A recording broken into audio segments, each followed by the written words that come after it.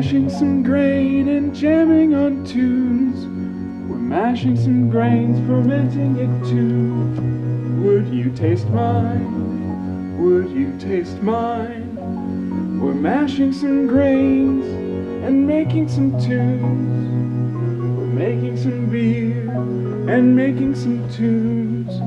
Would you taste mine?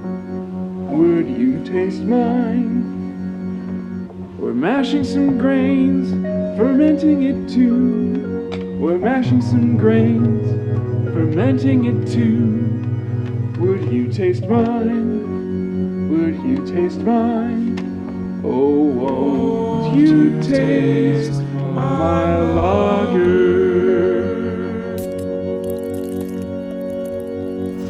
Welcome to Beer with the Band. We're here with our good friend, Jonah Parzen-Johnson. He is a Chicago native, now Brooklyn-based baritone saxophone player. Thank you so much for coming here and talking with us today.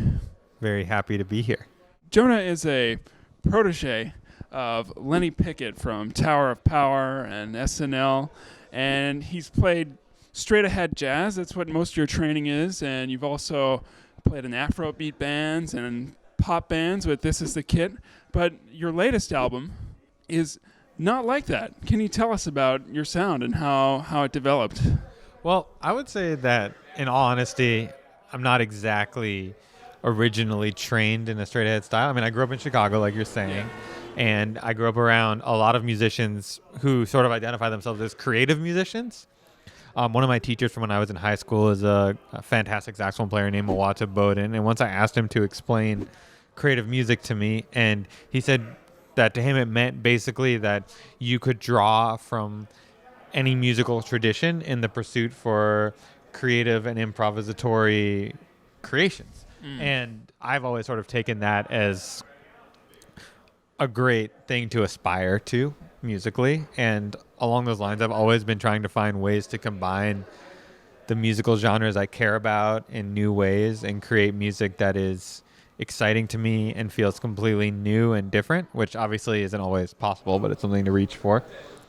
So I feel like it's just been where I've been going, and there's always stops along the way, but that's the direction I've been shooting for all along. Yeah, and you mentioned Chicago and Mawata Bowden, and obviously you can't say those two names without bringing up the AACM, and those were certainly some of the most creative musicians I can think of. Yeah, I mean, that's a group of musicians that I admire a huge amount, and I'm very grateful to have gotten to grow up in proximity to. Mm-hmm. And, you know, I went to go see a lot of them playing when I was growing up. I remember going to see the Art Ensemble of Chicago when I was 15 years old at Mandel Hall, and I used to go see concerts at the Velvet Lounge and see Fred Anderson play. Yeah. And, of course, Mawata Bowden, among a bunch of other musicians. So stuff like that was always really inspiring to me, that kind of music. And even as I spent a lot of time studying straight ahead music and studying all kinds of things, there was always this spark of excitement that came from that kind of music, more experimental things that I didn't feel like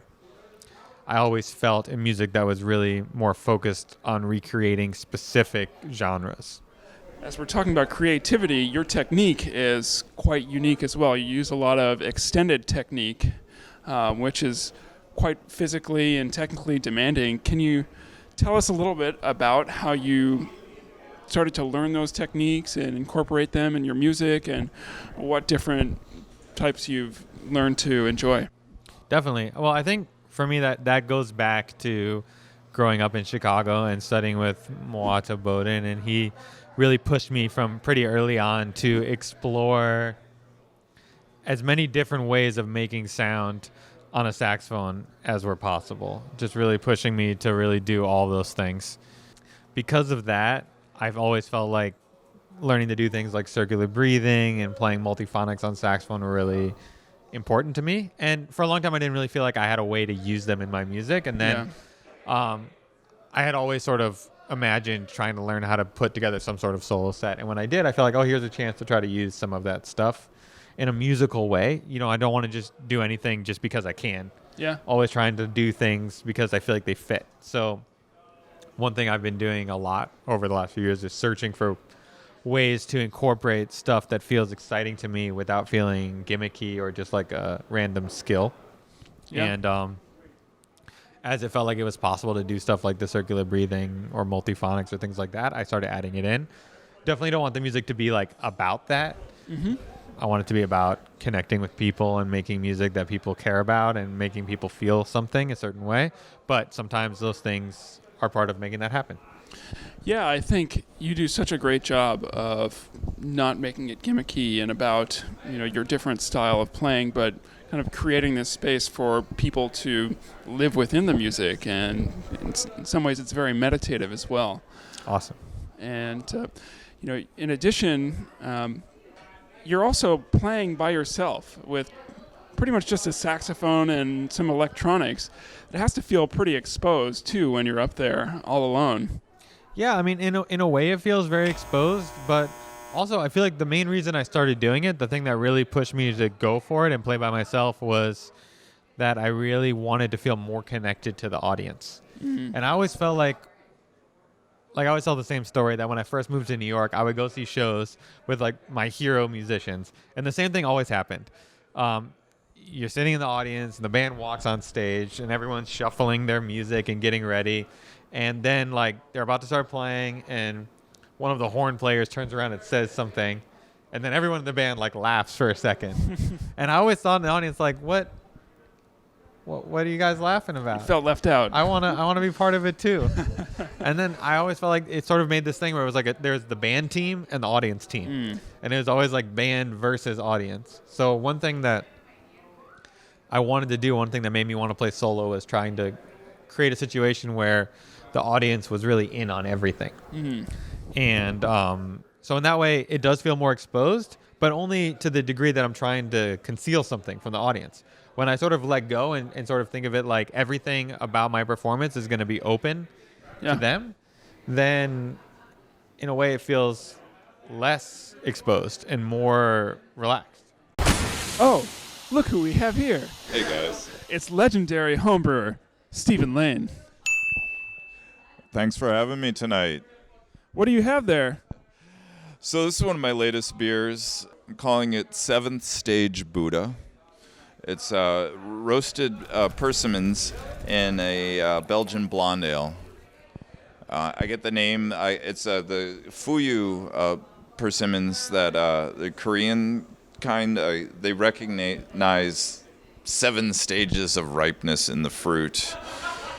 And I bought the gift box, which is the juicy, riper than ripe. So we've leaped to the 7th stage, Buddha, final stage of enlightenment. Yeah, I was about to say, that seems like a pretty quick way to reach beer enlightenment. Well, I'll let you pour some beer. I can't wait to try it. All right. Me too. Okay. Bottle condition, so not a big Sounded good to me. Yeah, it sounded good to me, too. bad. All right. I roasted the fruit, so to like burn the sugars. Fruit sugars are very simple, so they ferment out. A lot of time you lose the flavor. So I roasted the fruit to burn it and hopefully capture like that fruit essence. All right, well, cheers. Cheers. Oh, we got some nice carbonation there. Cheers. Good color. Yeah. Delightful. It's kind of sparkling, like it's kind of cidery, but like it's still a nice beer, but it has this like champagne like sparkle and fizz to it. I have to agree with you. I mean, it's got some nice sweetness. Definitely not too sweet or heavy on the palate. And also got some nice maltiness that really reminds you what a nice beer it is instead of, say, a cider. The fruit isn't overwhelming at all, really, but you definitely get the persimmon flavor, which I think is kind of a rounder flavor that really matches the malt quite well. Yes, I think that roasting hopefully gave it that little extra syrupy, kind of malty fruit edge where those two flavors collide.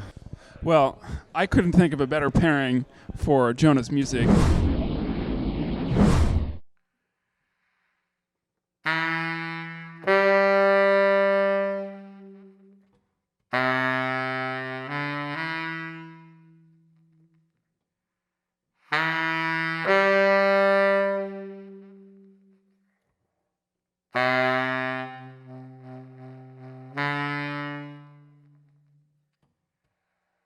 Bye.